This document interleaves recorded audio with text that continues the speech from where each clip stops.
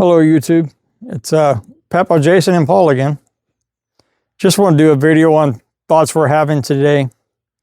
Paul here, now that he's laid all the way down, I don't know if you can see him on the camera, but he's laying here at my feet like he always does.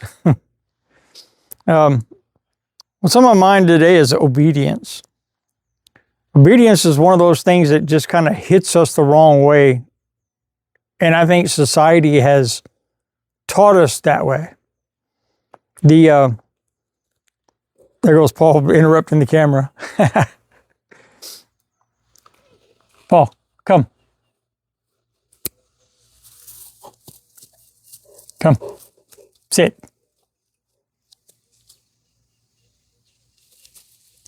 Paul, focus. Good boy. Paul, down. Paul, stand. Good boy. Hey, Paul. Free. You're free. See, that's just a demonstration there how Paul is very obedient. Even though you could see on some of that, he didn't want to do it. His attention's somewhere else, but he still did what I asked him. The reason he does is because I've set boundaries and expectations.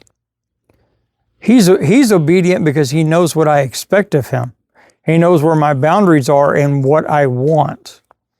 And he doesn't cross those boundaries, because if he crosses the boundaries, then I'm unhappy. His goal and his aim is to make me happy, because if I'm happy, I reward him and he's happy. The thing we look past when we think about obedience is we want to go into rebellion. And that goes way back. I'm not going to preach at you, but God had stuff he wanted us to obey from the very beginning. When Moses brought the Israelites out of Egypt, God gave them the 10 Commandments. And the 10 Commandments is what God wanted us to follow. He wanted us to obey that. Our government has set laws that they want us to obey, especially paying taxes. Don't forget that one. Our local municipalities, they have set guidelines, ordinances, and laws that they want us to obey. We just don't tend to look at it in the same way that it was intended for us to look at. If I take Paul here and I place him within a pack of dogs that he's never been around before, the first thing he's going to do is look around and say, who's my alpha? Who is the alpha of this pack? And he's not looking for the alpha to challenge him or her. Sometimes it's a her. The alpha's number one job is not to order the other pack around, make sure that he gets to eat first, or anything like that. The alpha's number one job is to keep the pack safe. His job is to keep them within certain boundaries and to keep everything that is harmful outside of those boundaries. He has to let the pack know that around him they are safe. When my kids were little, I was a very strict parent. I really was. Perhaps too strict. I had boundaries. My kids knew if they crossed those boundaries, there were consequences. Because that boundary is like a fence that goes around your family. And if you cross that boundary, there's consequences for it because you've broken my expectations. So there's consequences to bring you back inside. But those boundaries also keep everything that could be harmful outside that boundary from coming in. My kids knew without a doubt, that if I was around and it was within my power, I would do anything to keep them safe. I would do anything and everything for their safety. They knew that. And there's something to be said for that.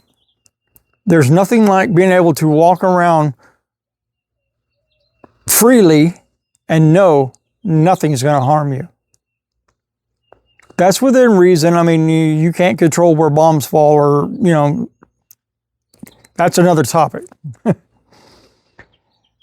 if we look at laws, even laws we don't want to follow, there's some laws that I just don't want to follow at all.